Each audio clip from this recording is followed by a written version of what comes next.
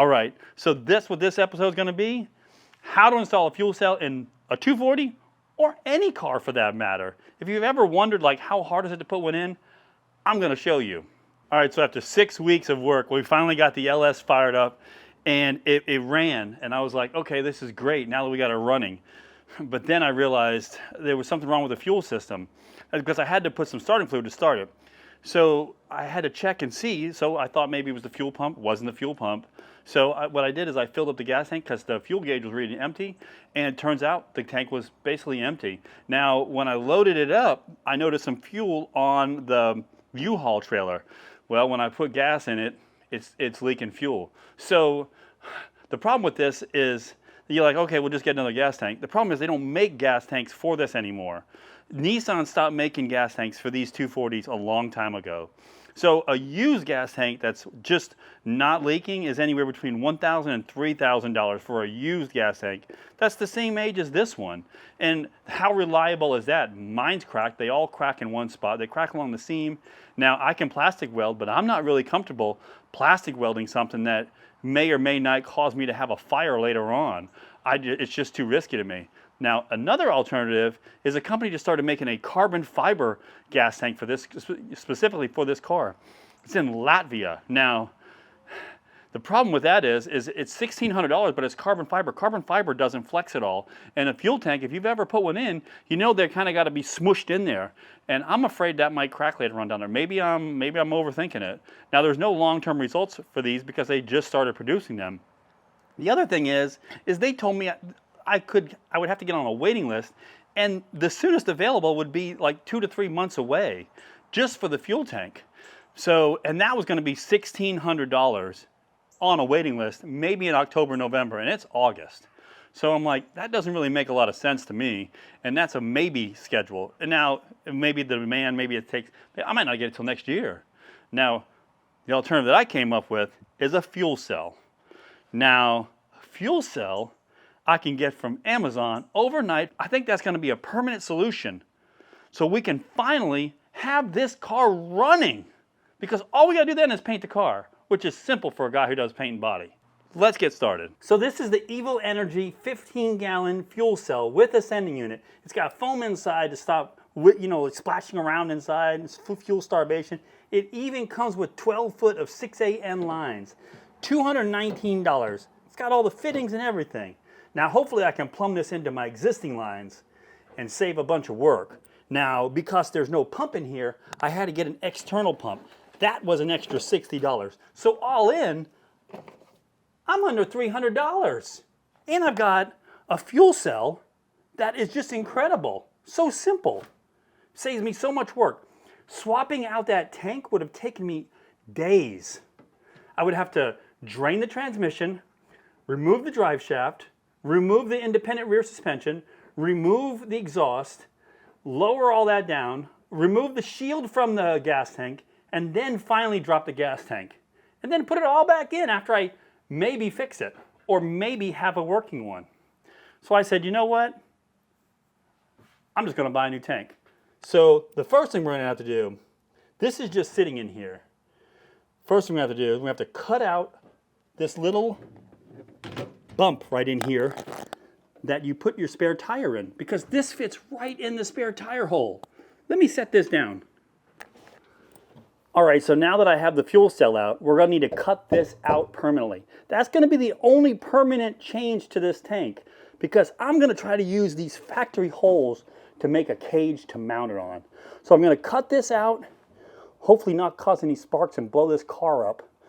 If you don't see this video, then that's because I blew myself up, and that would totally suck because tomorrow is my birthday, okay? And I do not want to get blown up on my birthday or the day before my birthday.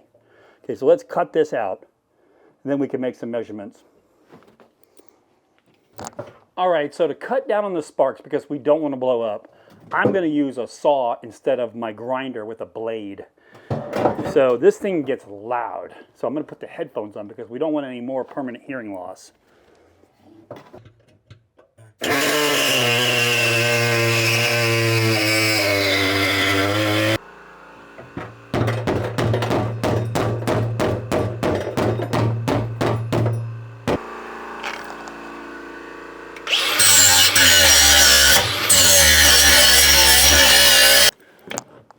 right, so let's vacuum out all of this stuff so we can put down some protective matting, and it sticks really good.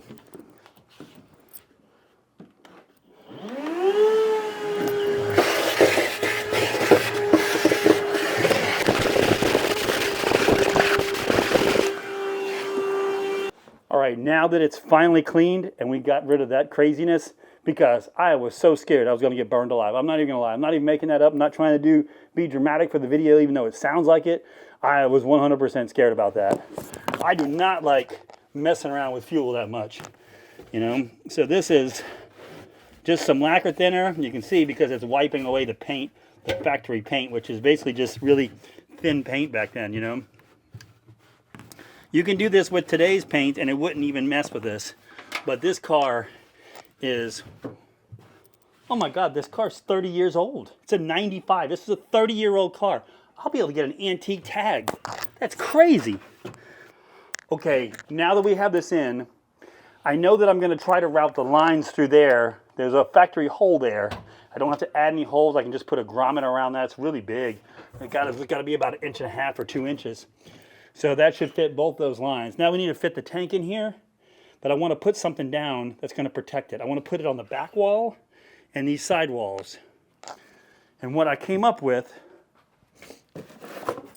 was all this kill mat that I already had. I already have this stuff. It's like, this was from the Chevelle build. I've got so much of this stuff. Like I thought, man, this is just, the first thing I want to do is I want to cover that right there because I was worried that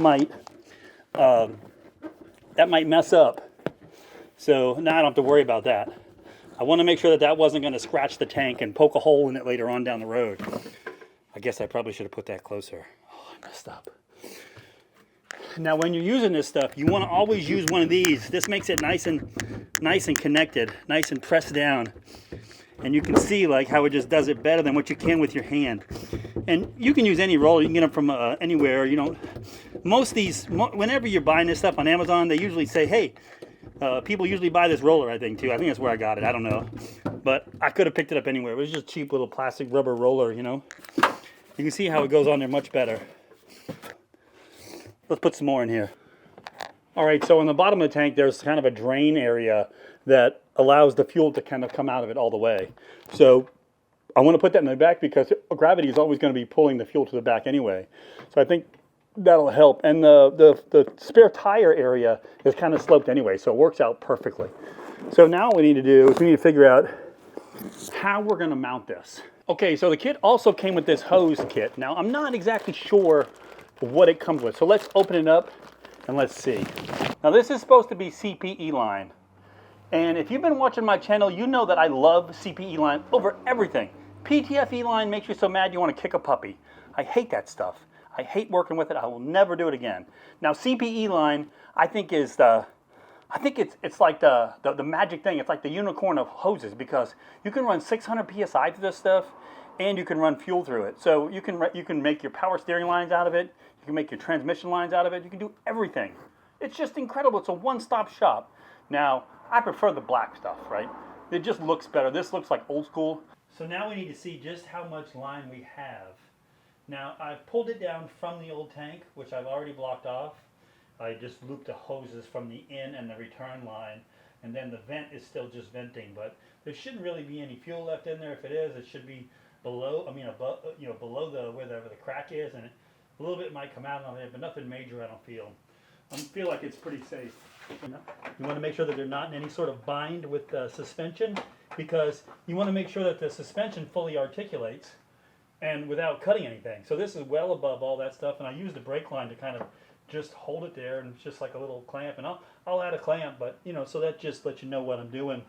And so let's go check. All right, so in order to keep this a real budget build, instead of making a complete frame, which could cost me another $100 or so out of steel, I could do that. I'm just going to drill some holes and use some little spacers that I have. And you could use washers if you wanted to. I'm going to just use a 1-inch stock tube and then weld some washers on there, but you definitely don't need to do that. It's overkill, but we need to get one fixed point so then we can do the other 4 points. And I know roughly where I want to do it, so we're going to put that one in, and then we can do the other 4 and the other 3. And then you can see the little part on the bottom there where it drains. the very bottom of it. That, put that in there. That seems about perfect. It's about centered up. Let's go ahead and drill that hole. We can start with that one.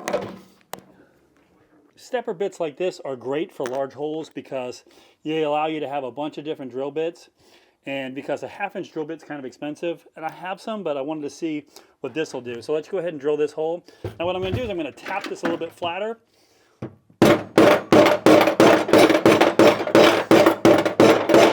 Because we essentially want the rib nut to sit in there straight.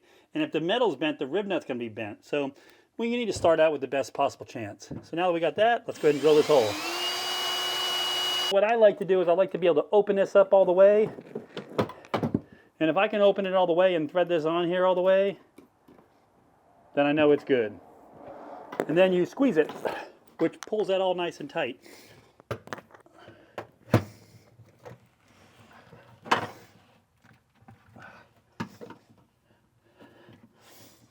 Now while I have this in here, I'm going to try to line this up vertically so I know that it's right.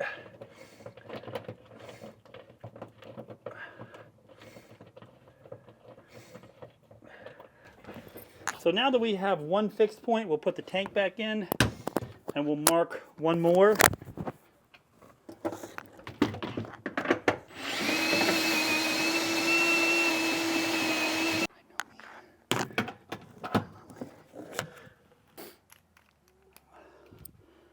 All right, so now that we have the fuel cell mounted in, we got to run the lines and we have to mount the fuel pump. The fuel pump didn't come with brackets, so I ordered those. Those should be here tomorrow, but I know where it's got to go. Now, I could just drill it and mount it to the frame or something like that, but I really like to use existing holes if I can because I just feel like that's a better solution. So what I've done is I've marked this out. Now, I know that the fuel pump brackets are about 4.5 inches, so I made this 5 inches wide, but I added about a 1/2 inch on each side, something that you could do at home. So I was going to bead roll it, but I thought, well, that's something most people don't really have. I have one because I like doing custom engine bay panels for my vehicles. So what I'm going to do is now I'm going to cut this with snips. Now with snips, oh man, you know, these are my favorite style right here. They're left-hand ones. They just work better because they kind of go like this. I think they go like this. I used to think that they were supposed to be for your left hand. They're not supposed to be for your left hand. So I've got this marked out. I'm going to cut it, and then I'm going to put it in my vise and bend it. You could use pliers to bend this, so it's something you could do at home. So let's go ahead and cut this. Now, these are Milwaukee. They work really good when you first get them. These are Lennox. I like Lennox a little bit better, but these ones are kind of old. Now, my favorite one of these Weiss, whatever they are, W-I-S-S. These always cut great, but they're just straight cut. And straight cut, you can't really go very far in there, the way that they're made. It just doesn't work out. So let's get these. These, it can ride right in there. So let's cut this, and then we'll bend it. All right, now if you notice these, they've got a little bend in the corner. So let's go ahead and straighten these out a little bit. They kind of get bent up just a little bit of tweaking. You can tweak them with a regular set of pliers. Now this is aluminum. I think it's about 14 gauge or 16 gauge aluminum. It's kind of thick. I would say it's about a 1/16 of an inch or so. It's nice and sturdy, and really, this wouldn't bend. This is just going to make it so rigid. So we'll put this in here, and then it'll be good to go. All right, so there it is. It's all nice and cut. This is going to be bent. Now, I already have a piece of tape on the frame that I showed you that have the marks for the holes, the factory holes. So we're going to put this up there, put the tape on there so we know it's right. We're good to go. So now you see the tape that we had underneath there. I'm going to drill these 4 holes, and then we'll take this tape off, and then we can see where this frame is going to go. This is going to sit like this. This is the front of the vehicle. This is the rear. So it'll sit like this, and I'm going to bend it to where when it sits on the car, these are down, so it helps protect the fuel pump even more. Now I used to try very hard to drill those exact holes and just make the bolts really tight, and I realized there's really no reason to do that. I'm not a factory, so I drill the M6 holes with 1/4 inch bit, which gives me a little bit of slop, allows for my sloppiness. Let's drill them. All right, so now that we have the holes drilled, we know this is the front, because the frame goes like this, I believe. I hope so. If not, it's not that big of a deal. Now we're going to put this in here, and we're going to just bend a little bit because I can't fit the whole thing in here. So we're going to put it in Lock it down. We're going to bend it a little bit. Now I'm going to go do a little bit more.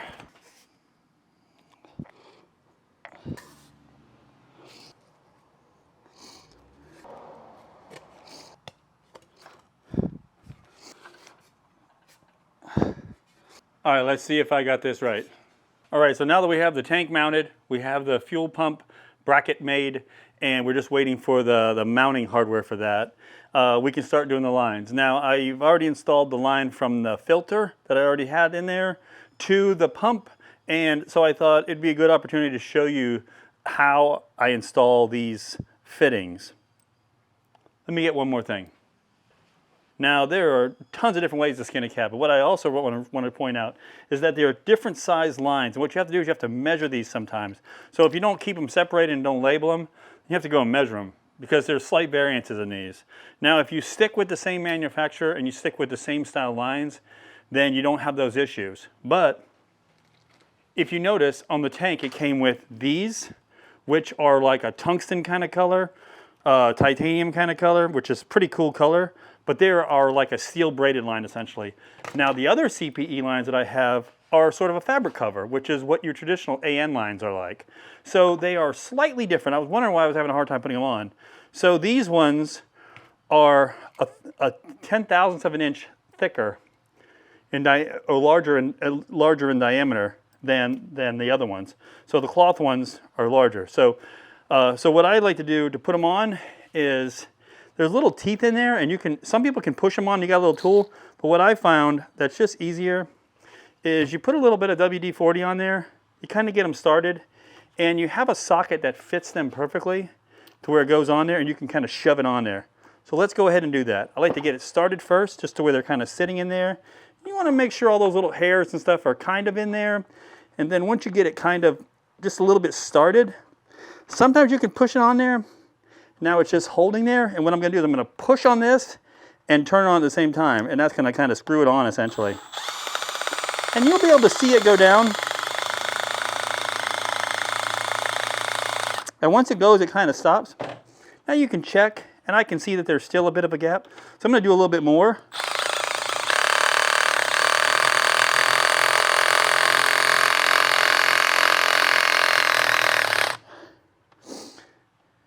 And there we go. Now that's pushed up there nice and tight. Let me see if I can show you that. Pretty cool. All right, so now that we have that in there, this has to go inside the hose. And if it's not going in there, then what you can do is you can get something to kind of go like an awl or a punch to kind of go in there and kind of spread that open a little bit. But hopefully we won't have to do that, because if you notice, it has a little bit of a point. So you're going to kind of work it in there, and then we're just going to screw it in. AN crescent wrenches are the way to go. Don't worry about these stupid wrenches. Where are they at? Don't even try to use these stupid wrenches. They never really work. They're really only for like Russell lines or something like that. So basically, or Fragoli lines. So everybody else, they don't work. So just don't even bother buying them. Just get yourself some crescent wrenches, and preferably aluminum ones. But you'll see that even using a standard a standard crescent wrench, you got to make sure when you get your crescent wrenches that you get either a standard or a metric, because a standard crescent wrench won't fit a metric bolt. Don't ask me why, but that's just the way it is. So these happen to be metric.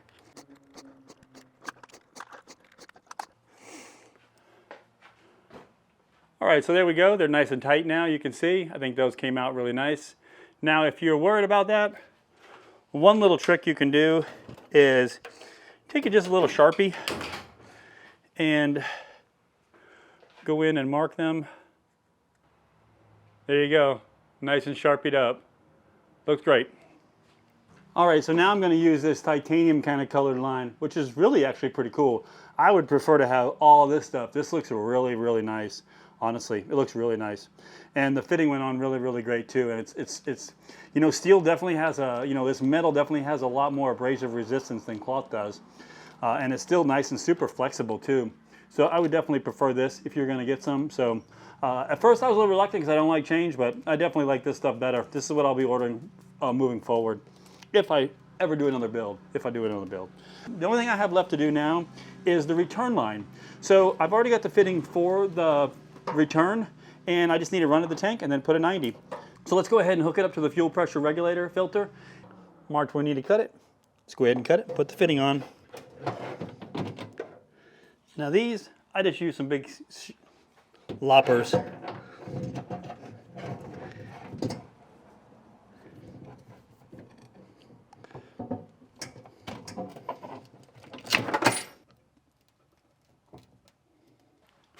All right, so these are the Evil Energy clamps for the fuel pump.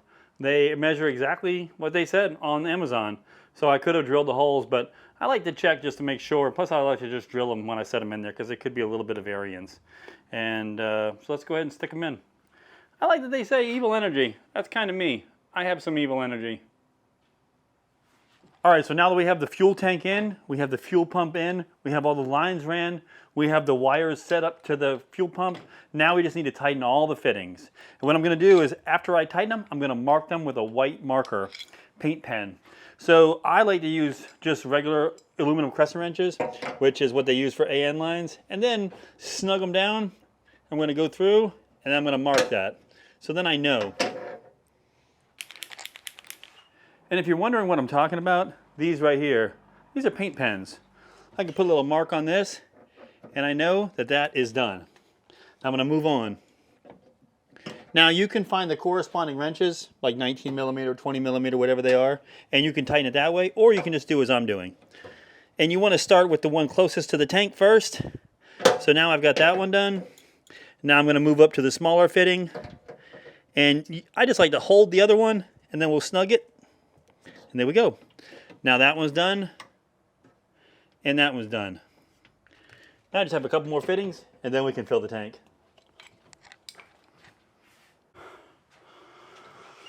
All right, so I think I've got all of the lines tightened up. I think I have all the electrical connections made. I just need to put a fuse in there to turn on the pump and hit the power. So it's time to crap or get off the pot. So let's go ahead and see if we can fill this up.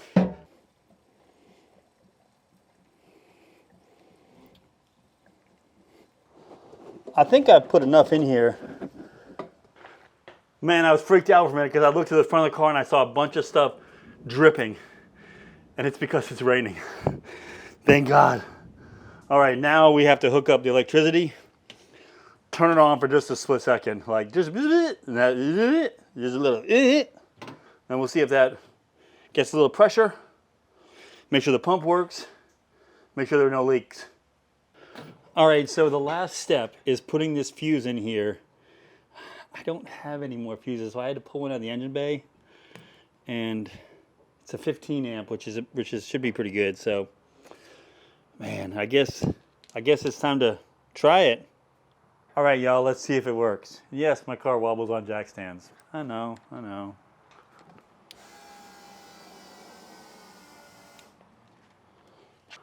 Okay, there's a slight fuel leak. I gotta fix that. All right, let's fire it up. This should be it. Should be able to fire it up and see. I'm just gonna run it and then turn it off.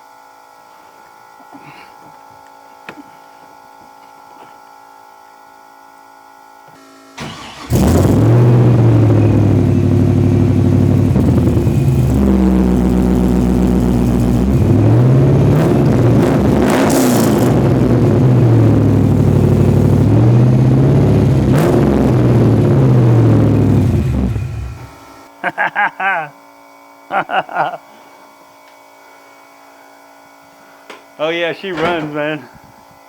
Ah, it's so good.